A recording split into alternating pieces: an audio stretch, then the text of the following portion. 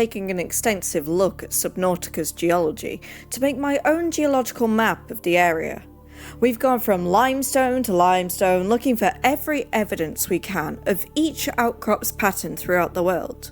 And now that that's complete, it's time to voyage to the last remaining rocks of Subnautica, plunging deep into the earth to see what lies at the very bottom.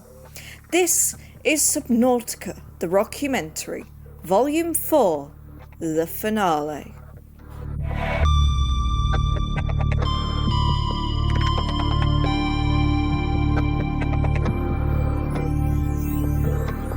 Blah blah, you know the drill by now. I'm the Rockumentarist, a geology student doing anything but the coursework, and I look at fictional rocks.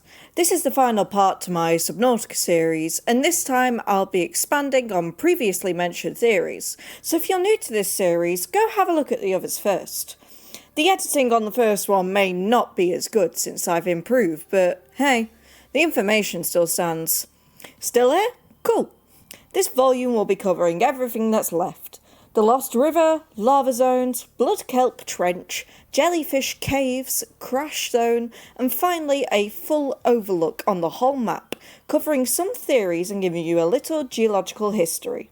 Sound good? Let's get into it then, starting down in the Lost River.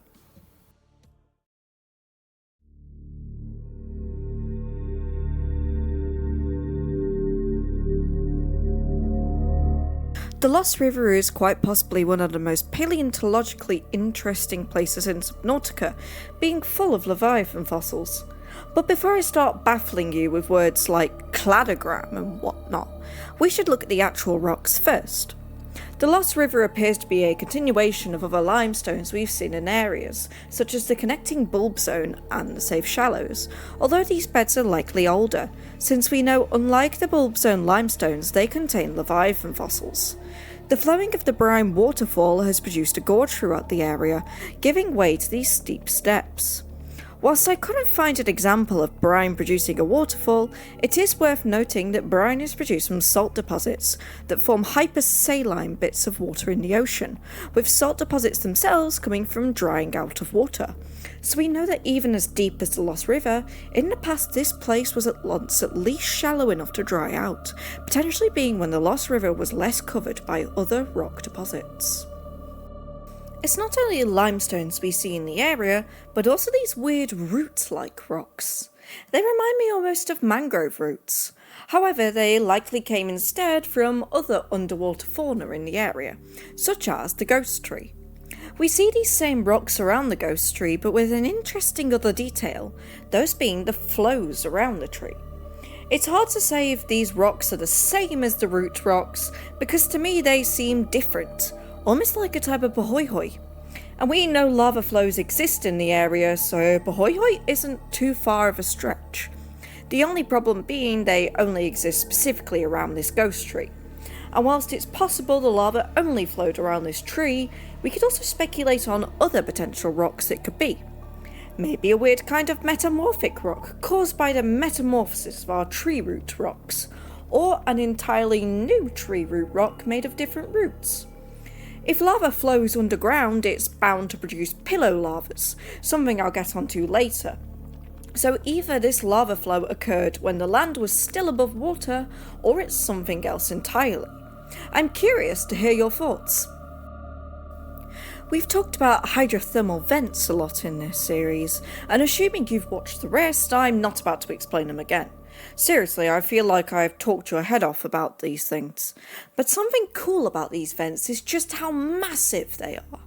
It makes sense when they're right next to the source of heat for them to be this large, but it's seriously impressive how much bigger they are.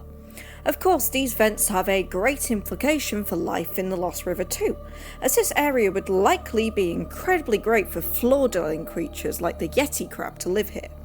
I'm no biologist, I'm here to talk about the rocks, and practically all my info on vent biology comes from Octonauts. But it does have some really cool implications for not just the Lost River's current life, but also paleontology. Around these limestones and in the hypersaline water will be a great place for hard-shelled creatures like a yeti crab to be fossilised, so we can be sure that alongside the leviathans in this fossil record, we also have lots of lovely little vent creatures too. And now it's time to put something I learnt less than a week ago into practice. See, these massive fish and leviathan fossils aren't just cool. They allow us to track the evolutions of leviathans, so I'm going to be producing something called a cladogram, a diagram that represents evolution of a species over time. Now, of course, since I learnt this literally a week ago, you're welcome to contest my results, but this is just what I've come up with. First, we need to determine our derived features. These are features that aren't in the norm for a species, and in leviathans this will be 6 or more eyes instead of 4, hard shells, diets. The most derived one is likely meat-eating, since we do see herbivorous leviathans that seem less evolved, and the presence of external features such as the reaper's forearms or ghost leviathan's horns. This will be hard to deduce since half the leviathans are just bones, but we can roughly guess from this how leviathans evolved. There's 2 main leviathan species in the Lost River, this one being the gargantuan leviathan, fossil X, and this small fish-like leviathan, fossil Y. Putting these all into a derived characteristics diagram produces this, which can then allow us to produce a cladogram like this one. From this we can determine that reefback and sea treaders are the most ancient leviathans to exist, followed by our fossils. For some reason these leviathans had a disadvantage, likely due to the lack of presence of external features such as grapplers that made leviathans such as the reaper successful carnivores, so they died out. Meanwhile, the reason reefbacks and sea treaders stayed is that because they've evolved for a herbivorous or filter-feeding diet, it was easier for them to have more access to food, meaning they didn't have the same competition the carnivores did. The most evolved leviathan is the sea dragon, and arguably the sea emperor, since this is just a more evolved version of the sea dragon. The lack of sea dragons outside of the lava zone is likely what allowed reapers to dominate instead, which is why they're the most predominant leviathan class in Subnautica. Of course, this is all using features that weren't lost to the fossil record. If we had living versions of these organisms, we could do a more detailed cladogram. But instead we're going to move on to the sea dragon's home, the lava zone.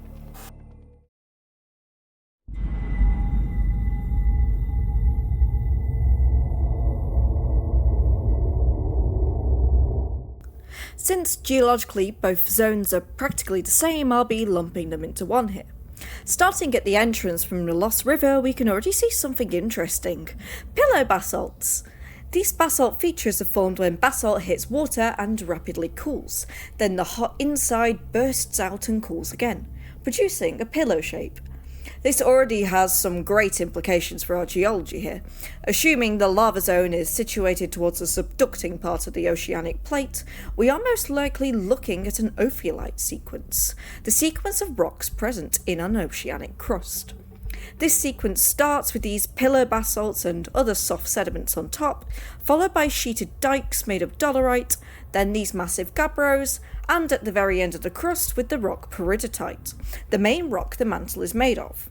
Of course it is a bit more detailed than this, but this is the general sequence, and since we know we have an oceanic crust here, this is likely the sequence it follows too. The kyanite did puzzle me a little too. Kyanite is pretty much strictly metamorphic crystal, but it isn't unheard of for them to be found in igneous rocks. For example, when I went to Spain, we saw the rock dacite, with many metamorphic minerals such as garnets, selimanite and small amounts of kyanite in it which had been carried in from underlying rocks by the magma when it rose, as the magma plucked off these crystals, making them xenocrysts. And this is likely the same reason kyanite is present here, game mechanics aside. As well as this, there's also these weird pillars present in the area. They're not very characteristic of basalt and seem to just be an alien geology feature, but if we were to apply real geological principles to them, the most likely cause of these pillars is the basalt cooling very fast as it flowed, keeping it in this upright state. But this is only a speculation. I've never seen basalt do this. I'm not talking about the hydrothermal vents again. These just look really cool, and that's all you're getting. Towards the bottom of the lava zone, we see these rock textures that almost look like limestone again. Why is this everywhere? Well, there's really only two things it could be. Either it's a xenolith, a chunk of rock broken off by the magma and incorporated into the rock, or it's part of the country rock. And since this piece of rock is below its usual rocks, it's likely not a xenolith, and instead an exposure of the lava zone's country rock, where the rock reaches deep, and as the magma chamber fills in spaces in this limestone, it kinda missed this bit, leaving it still exposed. The way lava pools around here with these steep steps kinda reminds me of a gorge again, however I'm fairly certain this won't be a gorge at all. Lava doesn't really work in the same way liquid does, so I doubt it could erode things and create a waterfall. It'd cool before it did this. So what formed these steep steps?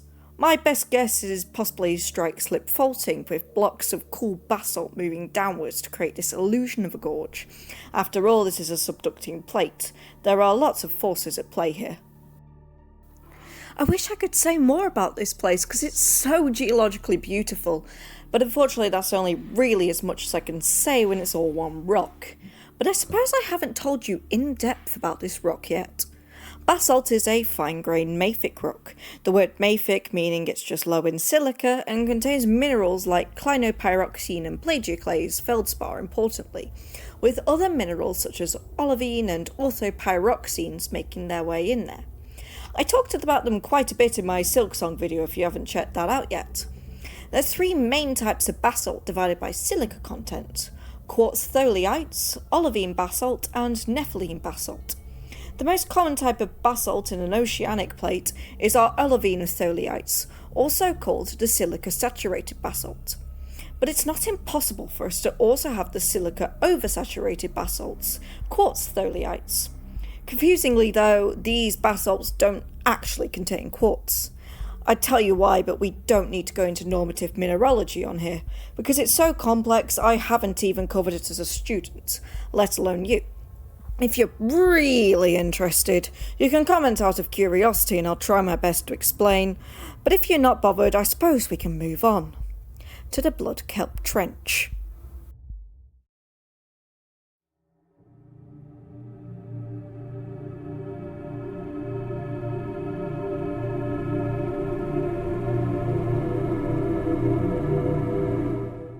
Rock type wise, the Blood Kelp Trench is pretty predictable. Same as the Blood Kelp Zone, this place is practically entirely shales. It's likely that the shales in this trench connect underneath other overlying rock to the ones in the Blood Kelp Zone, and possibly even the ones in the jellyfish caves. It's also probable that these blood kelp have a strong affinity for shale, since it's the only rock we find them on, although there are shales in other places that don't contain blood kelp that could suggest otherwise. The only difference with the blood kelp zones and these being the kelp can access sunlight here, which may be the deciding factor in where they colonise. Despite how monotonous the rock type is here, the Blood Kelp Trench is quite possibly one of the most geologically important places in Subnautica. But if it's all just shale, then why? It all lies in the fact that it's a trench, because this trench is ultimately what helps us piece together every other piece of geology here. The lavas, the volcanic arc, the faults, they are all explained by this one area, because trenches only form in one area. Subduction zones. Now, last time I explained how Subnautica is situated on two colliding plates with the volcanic arc in the mountains, but the trench is ultimately what allows us to piece together the evidence, because without it, we couldn't be certain these are colliding plates. Even cooler, it actually allows us to tell where the plates are, because the trench lies roughly on the boundary between the oceanic and continental plate, where the oceanic plate starts to bend underneath the continental one. And with us knowing that the volcanic arc, a continental subduction feature, is to the northwest of the map, we can deduce the continental plate is on the north of the divide and oceanic on the south, with the trench being our marker for where the plates roughly divide.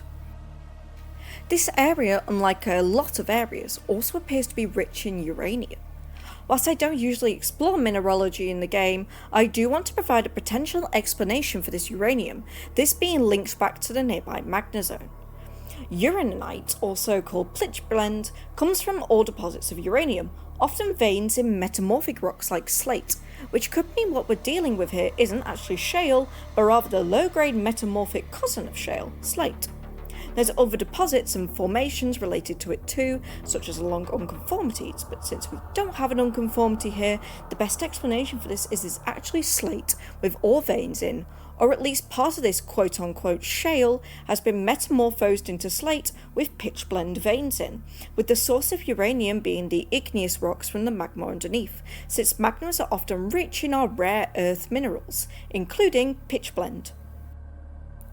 The caves these veins appear in are quite unusual, since trenches are often far too deep underground to be exposed to erosive features from sea level fall, so the appearance of stalactites in them makes them even more confusing.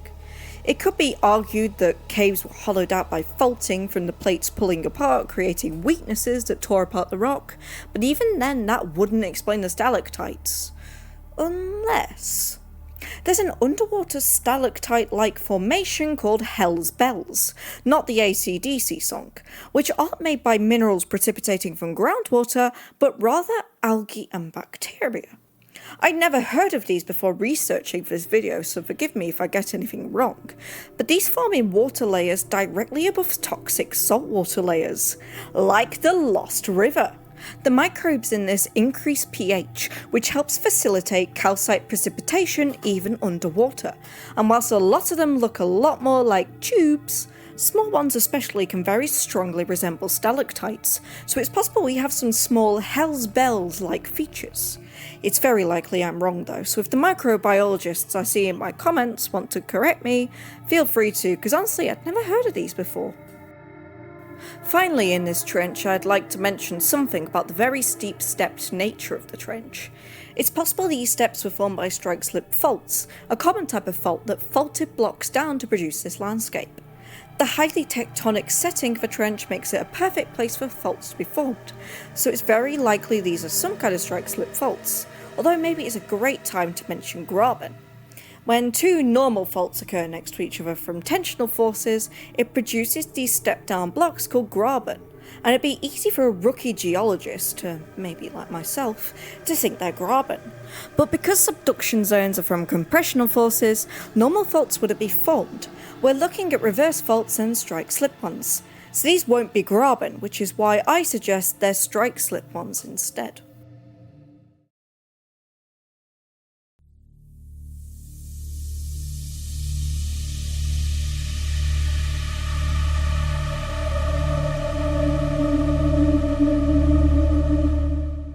Quite a few of you have been excited for this one for some reason, which is why I hate to break it to you that there's not much to talk about.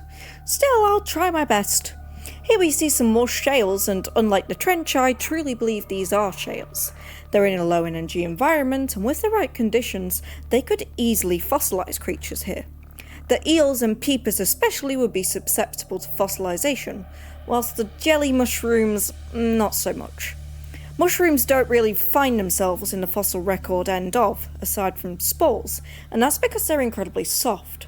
Fossilizing something made of a soft body material requires exceptional preservation conditions, which we don't have here, because the presence of life like peepers indicates we have oxygenation, and anoxic environments are one of the key components of exceptional preservation occurring, like the Burgess Shale, which I mentioned in Volume 1. We have stalagmites and stalactites again, so like most caves in the shallow parts of this world, it was likely exposed to air at some point. And if you're wondering why these could be exposed, but not the trench, it's possible that they were exposed before the trench existed, when these caves were at the surface instead, before the other formations were deposited on top.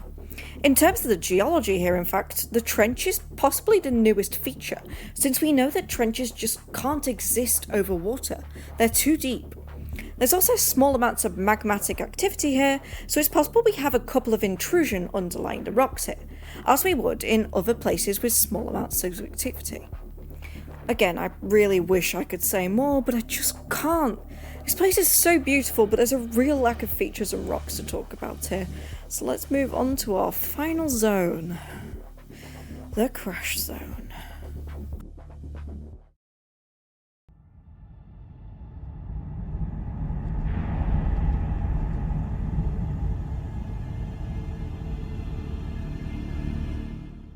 It's all sand and reapers! What did you guys want me to talk about? I'm joking. There is a small amount of geology remaining here under all the rubble, even if it's unexciting. On the outskirts of the crash zone, small piles of limestones and shales still remain, with the same fauna and flora found in the safe shallows. There's a steep profile to the area too, possibly suggesting this used to be the fringe of the cliffs the safe shallows were based on, although it's possible this landscape was influenced by, the massive ship crashing into it. With these rocks being the same as the safe shallows, we can infer that the safe shallows used to extend through the crash zone, or possibly even as a new area made of the same rock, since we see these lush grasses not common in the safe shallows, and more akin to the kelp forest. It's quite sad. Imagine how vibrant this place used to be, now only dominated by the reapers, which may have inhabited this biome, but were the only ones to really survive the extreme change in climate from the crash. Actually, interesting note, I wonder how many future exceptionally preserved fossils we'll get in this place. One of the best places to get exceptional preservation is in turbidity currents, where very fast-flowing deposits of sand and mud bury an animal before it can be predated, creating an environment perfect for preserving its soft features. And in a way, the crash kind of did this, burying lots of life underneath all these fine sand piles we find now. So it's possible that even though the crash was devastating, it may prove effective at least for fossilization. And with that, we've covered it all. In fact, I even have a map produced now of all the outcrops in the area. Pretty, isn't it? But before we wrap up this long discussed series, I want to cover a theory I've been familiar with, and has been mentioned a few times in my comments. A few of you mentioned the Geology theory for Subnautica, this being that the world is situated on top of an inactive volcano, called a seamount or geot, with geots specifically being ones with flat tops. And I really do see the reasoning for this. The magma activity, the steep and round profile of the map, it all makes sense. Or does it? On top of geots, you wouldn't find many biomes with multiple different geologies, nor would you find a trench especially, which is why the whole time I've been talking about the plates, because I don't think it's a geot at all. Geots occur mostly around mid-ocean ridges, a tensional underwater formation where two ocean plates separate. But the fact we have a trench tells us we have compressional forces in the plates, and the volcanic mountain's steep profile tells us some magma here is andesitic or dacitic in composition, something that is not characteristic of a mid-ocean ridge at all. So whilst I see the reasoning, I think the round and steep profile of the map and ecological dead zone isn't because it's a geot, but rather a gameplay feature, and the true setting of this world is on the collision of an oceanic and continental plate instead. And we're done. Wow, this has really been a journey. Some of you have stuck around since the very beginning, others of you have only just jumped on the train after I released the Silksong videos. No matter where you started watching in this series, I'd really like to thank you all for your continued support of the channel. Subnautica was what kickstarted me into covering fictional geology in places, and you were the ones that kept encouraging me, no matter how long it used to take me to produce videos in between all my coursework and lack of motivation. If you'd like to see more series like this, make sure to subscribe to be notified every time I upload, and if you really love my stuff, you can give me a little tip on Ko-fi, which goes towards me living as a student and still being able to produce even higher quality videos for you, as well as helping me fund stuff such as the quarry dig I went on, or my trips to school to go educate kids on geology. I've got a buttload of coursework to work on now, so the next upload may take a short while. But worry not, because one of the coursework pieces is a YouTube video. Huzzah! Thank you so much for all your support again. Stay happy, stay healthy, and eat 5 rocks a day for their good nutrient contents. See you in the next series!